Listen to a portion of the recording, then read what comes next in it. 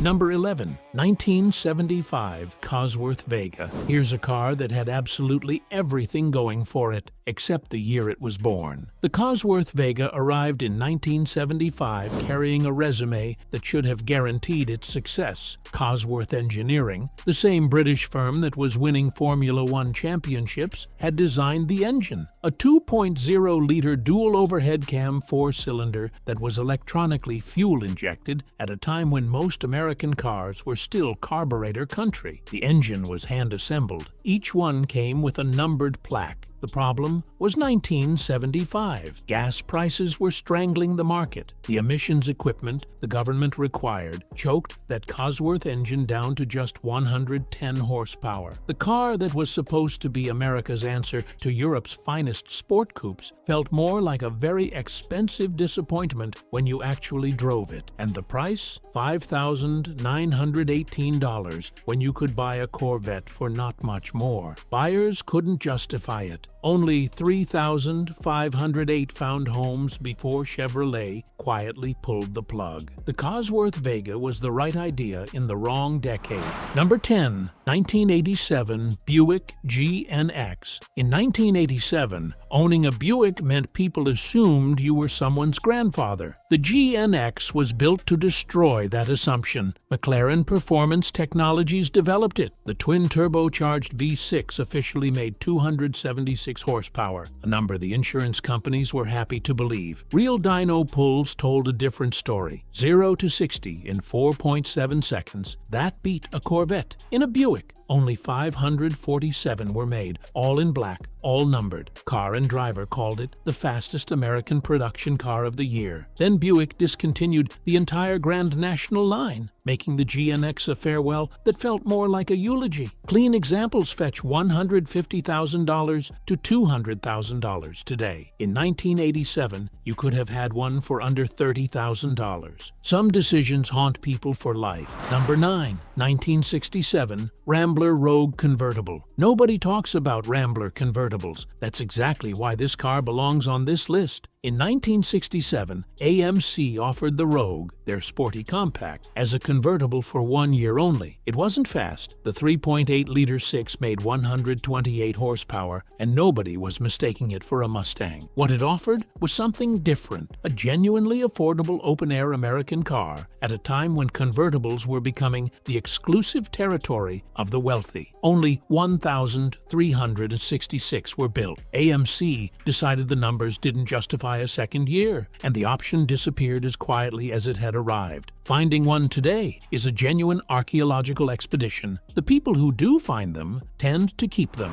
Number 8, 1993 Ford Mustang SVT Cobra. In 1993, the Fox body Mustang was dying. Everyone knew it. The question was how you send off 14 years of history. Ford's answer was the SVT Cobra. GT40 cylinder heads, revised intake, tuned exhaust, 235 horsepower that pulled through the rev range like no other Mustang the platform had ever produced. Handling upgrades finally showed what the Fox body chassis was actually capable of. Only 4,993 were built. The Fox body ended production the same year, making the SVT Cobra the last of its kind in the most literal sense possible. Those 4,993 buyers got something money cannot replicate. The last, best version of an era. Prices have been climbing for 20 years and show no signs of stopping. Number 7, 1964 Rambler Typhoon. The Rambler Typhoon, you've probably never heard of it. Almost nobody has. And that's the tragedy. In 1964, while Chevrolet was sharpening the Corvette Stingray and Ford was months from launching the Mustang, Rambler introduced a sporty two-door hardtop with a glass roof panel that predated what most manufacturers wouldn't figure out for another decade. The 145 horsepower 6 couldn't compete on power, so AMC competed on style instead. Only 2,520 were built. The Typhoon is one of those cars where everyone who discovers it says the same thing. Why have I never heard of this before? Now you have. Number 6, 1963 Chrysler Turbine car. Nothing in American automotive history comes close to what Chrysler built in 1963. Jet turbine engines, not concepts, not showpieces. 55 actual street-legal cars handed to ordinary American families for a real-world test program. The engine ran on diesel, kerosene, unleaded gasoline, or tequila, and Chanel No. 5. It didn't care. The exterior was designed by Ghia in Italy. The cockpit had turbine-themed gauges that made it feel genuinely aerospace. When the program ended, Chrysler destroyed all but 9. Tax regulations, they said. The real reason was fuel economy problems and the emissions regulations coming in the 70s. 9 survive. Most live in museums. The Chrysler Turbine car is the most radical thing Detroit ever put on a public road, and almost nobody talks about it today. Number 5.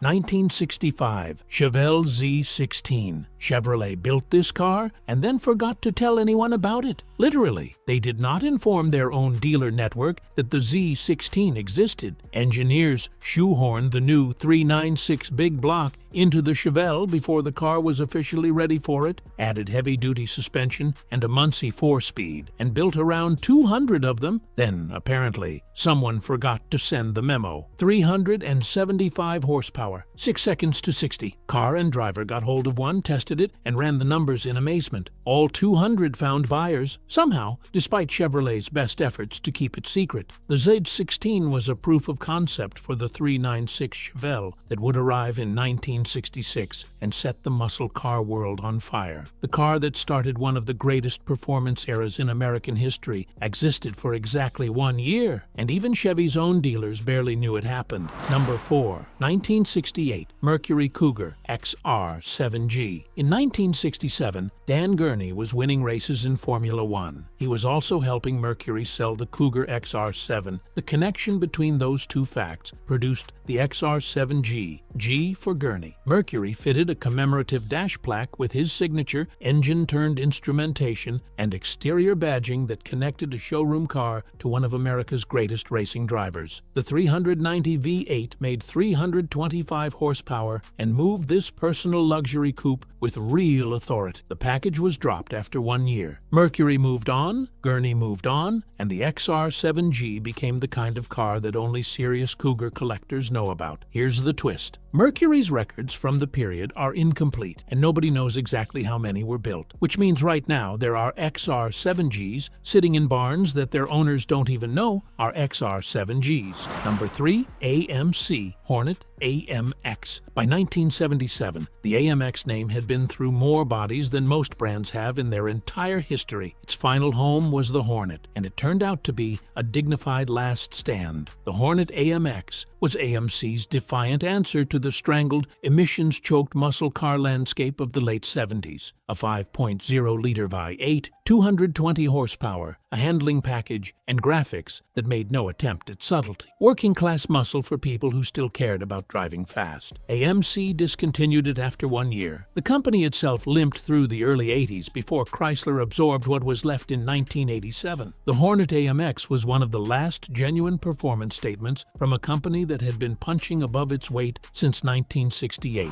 Number 2. 1970. Plymouth Superbird. Plymouth built this car for one reason. Richard Petty had left them for Ford, and they wanted him back. To run an aerodynamically enhanced car at Daytona and Talladega, NASCAR required manufacturers to build and sell a street-legal version first. So Plymouth built the Superbird. 2-foot nose cone, rear wing tall enough to change a tire under, 425 horsepower Hemi V8 in a body shaped by a wind tunnel. Petty came back. He won. The Superbird dominated the 1970 NASCAR season so completely that sanctioning bodies changed the rules the following year to outlaw it, which meant there was no reason to build it. For 1971, 1 year, 1 NASCAR season, Superbirds now sell for $500,000 to over $1 million. Plymouth sold them new for around $4,000. Some bargains only make sense in hindsight. Before moving on to the last car, if you enjoyed the video, I'd really appreciate it if you subscribed to the channel and left a comment to show your support. Then we can continue.